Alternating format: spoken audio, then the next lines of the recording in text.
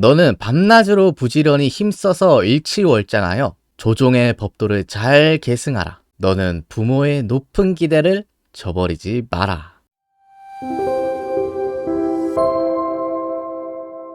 조선시대 사극 영화 특집이 어느덧 중반을 향해 가고 있는데요. 오늘 살펴볼 영화는 2015년에 개봉한 영화 사도입니다. 영화 사도는 사실 저랑도 아주 인연이 깊은 영화 중에 하나입니다. 제 석사학위 논문 주제가 바로 이 이야기를 다루고 있거든요. 영조와 그 아들인 사도세자 간의 비극과 갈등을 다루는 영화인데 제 전공 분야이기도 하고 또 제가 나름대로 하고 싶은 말도 많아서 이번 사도는 아마 좀 편수가 많을 것 같아요. 제가 영화 사도에서 가장 놀라웠던 장면이 있습니다. 제가 극장에서 이 장면을 보고 정말 소름이 돋았는데요.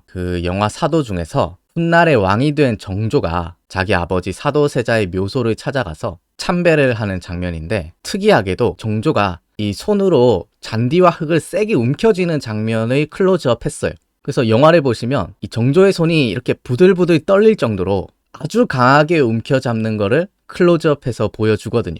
제가 왜 이 장면을 보고 소름이 돋았냐면 실제로 정조가 사도세자 묘소에서 했던 행동이기 때문에 그래요. 이 기록은 정조 18년 1월 21일 기록인데요. 이렇게 되어 있습니다. 임금이 눈물을 한없이 흘리면서 봉분의 흙과 잔디를 손으로 쥐어 뜯다가 손톱이 상하는 지경에 이르렀습니다. 감독님이 분명히 이 기록을 봤을 거예요. 이 기록을 보고 이거를 영화에 연출을 해야겠다. 정조가 단순히 참배만 하는 게 아니고 사도세자 묘의 잔디를 강하게 움켜쥐는 이런 장면을 연출을 했던 거예요. 그래서 제가 영화관에서 이 장면을 보면서 정말 고증이 뛰어나다. 실제로 영화 사도에 나오는 거의 대부분의 장면과 대사들은 실제 역사 기록에 있는 내용을 바탕으로 하고 있었습니다. 그래서 사도는 정말 고증이 잘 된 사극 영화 중에 하나인데요. 그래서 오늘은 이렇게 고증이 잘 된 이 사도를 통해서 영조와 사도세자 간의 비극인 이모화변을 한번 실제 역사 기록을 통해서 같이 한번 살펴보도록 하겠습니다. 오늘은 첫 번째 시간이니만큼 사도세자의 탄생과 어린 시절을 한번 살펴볼까 하는데요. 사실 사도세자는 영조가 42살에 낳은 정말 귀한 늦둥이 자식이었습니다. 원래 영조에게는 후궁이 정빈이 씨가 있었어요. 이 정빈이 씨 사이에서 효장세자라고 하는 아들이 있었습니다. 그런데 참 불행하게도 효장세자가 일찍 세상을 떠나고요. 정빈이 씨도 그보다 먼저 세상을 떠났습니다. 그래서 효장세자가 죽고 나서 한참 동안 후사가 없었는데 영조가 자신의 다른 후궁인 영빈이 씨 사이에서 아들을 낳게 됩니다. 그 아들이 바로 사도세자고요. 사도세자가 태어날 때 영조의 나이는 42살이었습니다. 그러니까 한참 동안 후사가 없어서 전전긍긍하던 상태에서 늦은 나이에 왕자를 낳은 영조의 마음이 얼마나 기쁘고 좋았겠어요. 그래서 당시 사도세자가 태어났을 때 그 분위기를 영조실록은 이렇게 전하고 있습니다. 오랫동안 대를 이을 왕자가 없어 온 나라의 사람들이 두려워하고 근심했는데 마침내 세자가 탄생하니 온 나라가 기뻐하고 즐거워했다. 그러니까 대를 이을 왕자가 없는 상황이었는데 마침내 그렇게 손꼽아 기다리던 왕자가 태어난 거예요. 그러니까 영조가 얼마나 기뻤겠어요. 그래서 왕자가 태어난 소식을 듣고 영조가 이렇게 말을 합니다. 삼종의 혈맥, 이 삼종의 혈맥은 효종, 현종, 숙종으로 이어지는 조선 왕실의 계보를 말해요. 이 삼종의 혈맥이 끊어지려 하였는데 지금 다행히 이어지게 되었으니 내가 지하에 돌아가서 선왕들을 뵐 수 있게 되었다. 이제 자신이 할 일을 했다. 돌아가서 조상님들을 뵐 면목이 생겼다. 이렇게 말을 하고 있는 거죠. 그래서 영조는 이 사도세자를 3살의 나이에 곧바로 왕세자의 책봉을 합니다. 이 죽책이 당시 왕세자를 책봉할 때 영조가 내린 교서인데요. 영조가 이 죽책에서 사도세자에게 당부하는 말을 많이 해요. 과연 영조가 세자에게 어떤 당부를 했는지 한번 읽어보겠습니다. 선아. 여기서 선은 사도세자의 이름입니다. 사도세자 이름이 이선이거든요. 그러니까 자기 아들의 이름을 부르면서 선아.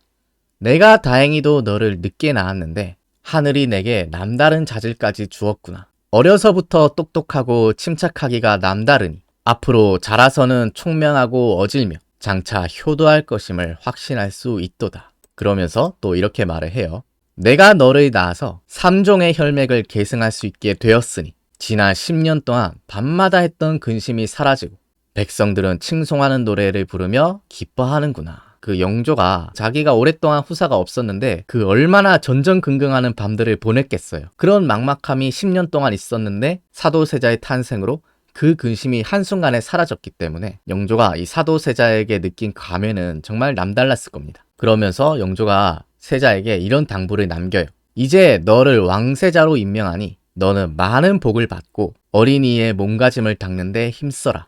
비루한 습속에 물들지 말고 예학과 시설을 공부해 스승의 올바른 가르침을 따르도록 해라. 그러면서 글을 이렇게 마무리하고 있습니다. 너는 밤낮으로 부지런히 힘써서 일치월장하여 조종의 법도를 잘 계승하라. 너는 부모의 높은 기대를 저버리지 마라. 그 42살에 얻은 귀한 자식, 너는 나의 모든 것이다. 이 부모의 높은 기대를 저버리지 마라. 영조의 기대가 얼마나 컸는지 여기서 좀 엿볼 수 있는 것 같습니다. 이 그림은 경연당 어제 어필 화제첩에 있는 그림인데요. 여기 가운데 영조가 앉아있고 그 옆에 세자가 앉아있습니다. 옛날 조선시대 그림에서 왕과 세자는 설령 그 자리에 있다 하더라도 감히 그릴 수가 없었어요. 비록 그림에는 안 보이지만 영조와 사도세자가 같이 앉아있습니다. 그래서 영조와 사도세자가 같은 한 폭에 그려진 유일한 그림이 바로 이 그림이에요. 또 다른 그림을 하나 더 보여드릴게요. 이 그림은 동궁보묵이라고 해서 사도세자가 8살 때 쓴 글씨입니다.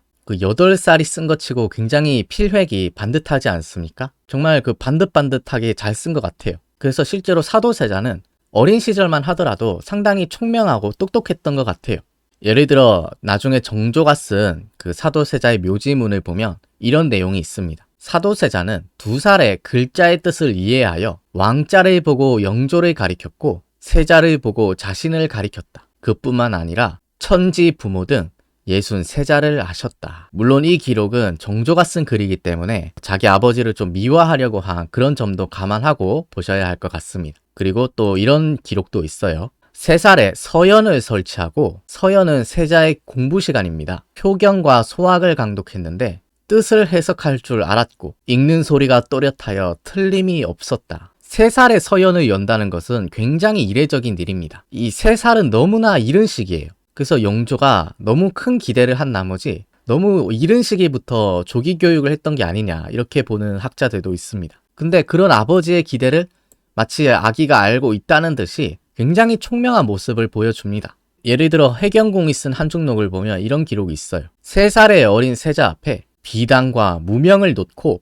둘 중에 무엇이 사치입니까? 하고 시험하여 물으니 사도세자가 뭐라고 했다는 거예요? 비단, 이것이 사치다 하시고 무명, 이것은 사치가 아니다 라고 하시더라. 그러니까 그 3살짜리 애기가 비단과 무명 중에 뭐가 더 사치스러운지를 구분할 줄 알았다는 거죠. 이거는 어른들이 억지로 교육을 시켜서 이렇게 할 수 있었던 거겠죠. 그러자 이 세자한테 또 이런 질문도 했습니다. 어느 것으로 옷을 지어 입으시겠습니까? 하고 물으니 세자가 무명을 가리키며 이것을 입어야 좋으리라 하시더라. 이것으로 보아 기질이 탁월하신 줄 알지라. 어쨌든 사도세자가 이런 총명한 모습을 보여주자 영조는 이 아기 때의 사도세자를 굉장히 사랑합니다. 실제로 영조실록에는 이 당시의 사도세자에 대해 이렇게 기록하고 있어요. 사도세자는 타고난 자질이 훌륭하여 임금이 매우 사랑하였다. 이때까지만 해도 자기 손으로 아들을 그렇게 할 줄은 아마 꿈에도 생각을 못했을 겁니다.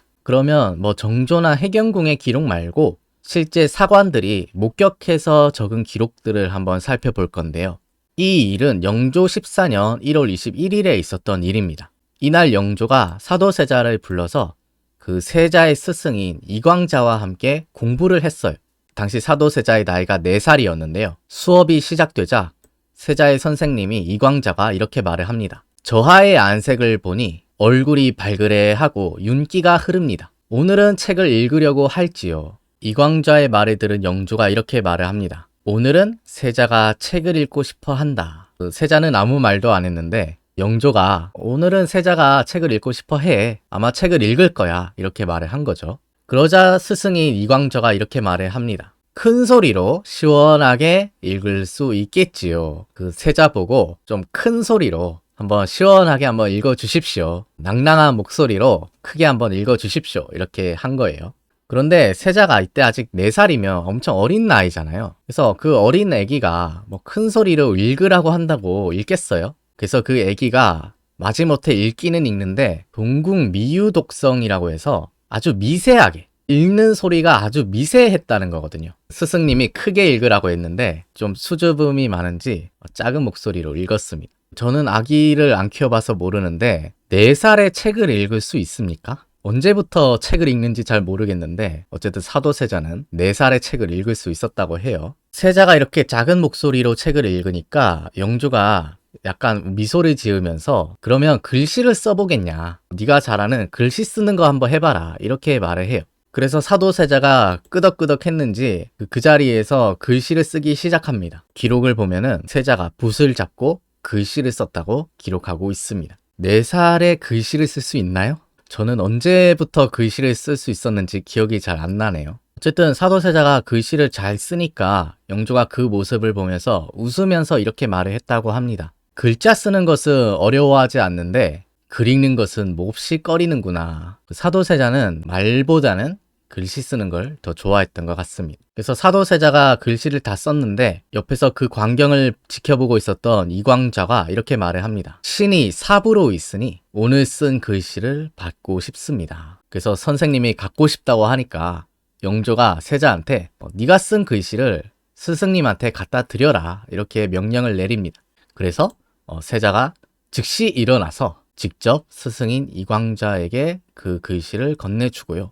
또 그걸 본 여러 신하들이 나도 받고 싶다. 서로 받으려고 연달아 청했다는 거예요. 그러자 사도세자가 어떻게 했어요? 다시 종이를 꺼내서 한 장을 더 베껴 썼다는 겁니다. 다른 사람들도 막 달라고 하니까 그 자리에서 한 장을 더 베껴서 그 종이를 줬겠죠. 이번에는 시간이 한 3년 정도 흘러서 사도세자가 7살이 되었어요.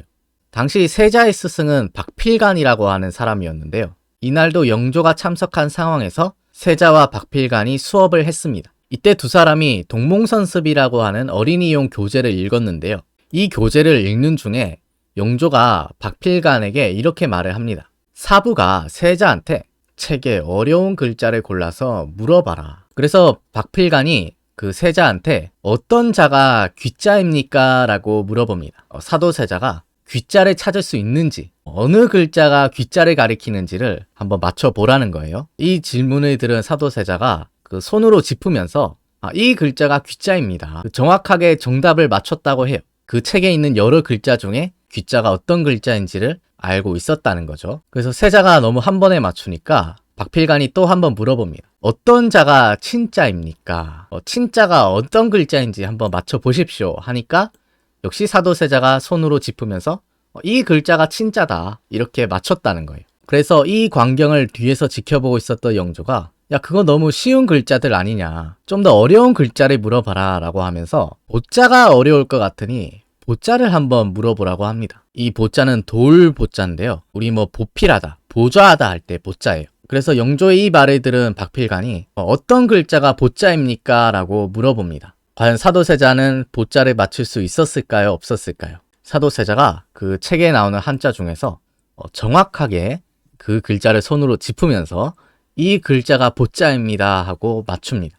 그래서 그 광경을 보고 뒤에서 영조가 깜짝 놀라면서 야, 배운 지 6달이나 지나는데 잊어버리지 않았구나, 까먹지 않았구나 하면서 감탄을 했다고 해요.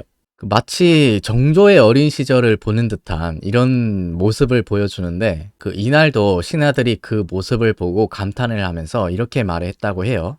여러 신하들이 말하기를 저하께서 어린 나이인데도 이와 같으시니 무척이나 놀랍고 다행스럽습니다. 이 사도세자가 이렇게 어린 시절에 똑똑했다면, 이대로만 잘 자라줬다면 분명히 조선의 훌륭한 왕이 됐을 수도 있는데 과연 어디서부터 뭐가 잘못돼서 이 총명한 어린 세자가 그렇게 잘못되게 되었는지, 과연 무엇이 문제였을까요? 그래서 그런 부분들, 어쩌다가 영조는 그 42살에 낳은 그 귀한 늦둥이 자식을 자기 손으로 죽일 수밖에 없었는가? 또 이렇게 어린 시절에 총명했던 세자는 어찌하여 그런 비극을 맞이할 수밖에 없었는가? 이게 너무나 사실 상식적으로 이해가 안 되는 일이거든요. 그래서 이런 이야기는 앞으로 사료를 통해서 좀 긴 시간에 걸쳐서 좀 세부적으로 살펴볼 필요가 있을 것 같아요. 그래서 영화 사도는 긴 편수로 해서 여러분들과 함께 살펴볼 거니까요.